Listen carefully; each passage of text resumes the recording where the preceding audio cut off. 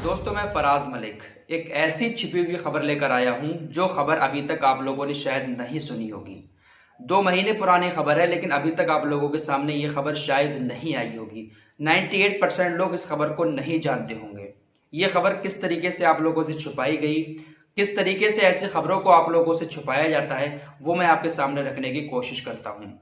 क्योंकि हमारा देश का जो मीडिया है वो ऐसी खबरें कभी नहीं दिखाता। वहां पर तो सिर्फ और सिर्फ कॉमेडी चलती है, एंटरटेनमेंट के लिए लोग न्यूज चैनल्स देख रहे हैं। ये जो मेन खबरें होती हैं, जो आप लोगों को जानना जरूरी होती है, ऐसी खबरों पर पर्दा डाल दिया जाता है। भारत चीन विवाद काफी ज्यादा इस वक्त चल रहा है। आप लोग देखते होंगे आए दिन कोई ना कोई खबर लद्दाख से या फिर लेह से आती रहती है।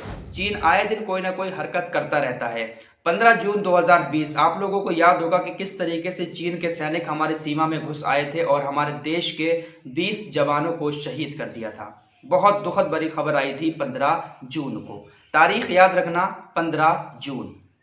15 जून के 4 दिन के बाद ही यानी कि 19 जून को हमारे देश के प्रधानमंत्री श्री नरेंद्र मोदी साहब ने 5,521 करोड़ का कर्ज चाइना की बैंक से ले लिया।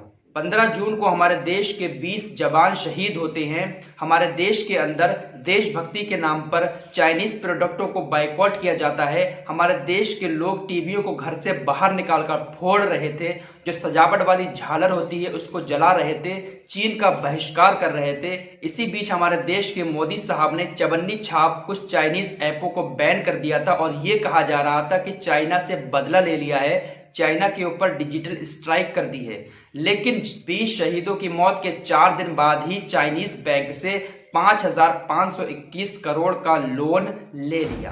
क्या है पूरा मैटर, आप लोगों को बताने की कोशिश करते हैं। चाइना का एक शहर है बीजिंग। बीजिंग में एक बैंक है AIIB, Asian infrastructure investment bank. ये बैंक जो है, इसमें 103 लोग हिस्सेदार हैं। 103 लोगों की हिस्सेदारी है, यानी कि 103 देशों की इस बैंक में हिस्सेदारी है, जिसमें से चीन का जो हिस्सा है वो 26.5% है। हमारे देश का जो हिस्सा है वो 7.6% है। सबसे ज्यादा हिस्सेदारी जो है उस बैंक में वो चाइना की है और उसी चाइना की बैंक से हमारे देश के प्रधानमंत्री जी ने 5,521 करोड़ का लोन लिया है। इस बात की जानकारी कांग्रेस के प्रवक्ता रणदीप सिंह सुरजेवाला ने दी। उन्होंने एक ट्वीट किया और लिखा कि गलवान घाटी में सैनिक कुर्बानी देते हैं, सेना सीना ताने जान हथेली पर लिए खड़ी है। ऐसे में मोदी जी ऐप बैन करके वाहवाही लूट लेते हैं और चीन की सरकार से गुपचुप कर्ज लेते हैं। यही है झूठी राष्ट्रवादी, नहीं चाहिए चीन का पैसा, देश के स्वाभिमान पर समझौता मंजूर नहीं। तो इस बात का खुलासा रणदीप सिंह सुरजेवाला के ट्वीट के बाद हुआ।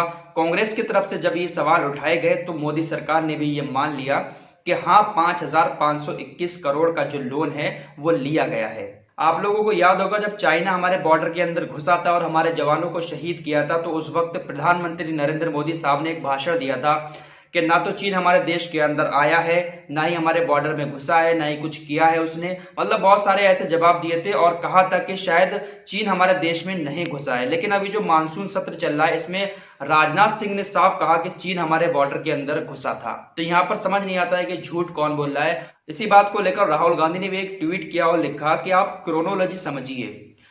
पीएम बोले कि कोई सीमा में नहीं घुसा, फिर चीन में स्थित बैंक से भारी कर्जा लिया, फिर रक्षा मंत्री ने कहा चीन ने देश में अतिक्रमण किया, अब गृह राज्य मंत्री ने कहा अतिक्रमण नहीं हुआ। मोदी सरकार भारतीय सेना के साथ है या चीन के साथ? इतना डर किस बात का? तो आखिर ये कहना है राहुल गांधी का कि आखिर ये डर डर कर क्यों बता रहे हैं कि चीन हमारी सीमा में नहीं घुसा, कोई कहता है घुसा। मतलब चीन से इतना डर किस बात का है? आप लोगों ने कहा कि चीन हमारे देश में नहीं घुसा, उसके बाद आप लोगों ने कर्जा भी ले लिया। इसी तरीके के सवाल कांग्रेस की तरफ से उठाए गए हैं और मोदी सरकार ने ये मान लिया है कि हाँ, उन्होंने कर्जा तो लिया है लेकिन उस बैंक में हमारी भी हिस्सेदारी है। लेकिन आप लोगों को यहाँ पर एक बात याद रखनी होगी कि सबसे बड़ा जो हिस्सेदार है उस बैंक का वो चाइना है। तो चाइना की बैंक से हमारे यहाँ के मोदी सरकार ने कर्ज लिया है। यही मेन खबरें होती हैं जो आप लोगों तक पहुंचना जरूरी होती हैं, लेकिन इन खबरों को छिपा लिया जाता है। हमारे देश में जब चर्चा होती है कॉमेडी मीडिया के द्वारा तो कुछ गिने चुने राष्ट्रभक्तों की होती है, जिसमें से आ जाती है कंगना रनौत या और भी बहुत सारे ऐसे लोग हैं। बस इन्हीं गिने चुने लोगों की बातें होती है हमारे देश की कॉमेडी मीडिया पर। उनको लगता है कि देश का सबसे बड़ा मुद्दा यही है, लेकिन जो असली मुद्दे हैं वहां से भटका दिया जाता है। ये बात आप लोगों को समझनी पड़ेगी। अगर वहां नहीं दिखता है तो आपको यहां दिखेगा सच। सपोर्ट करते रहिए, चैनल को सब्सक्राइब करिए। मिलते हैं एक और नए मुद्दे के साथ, एक और नई खबर के साथ। तब तक के लिए आप लोग अपना ख्याल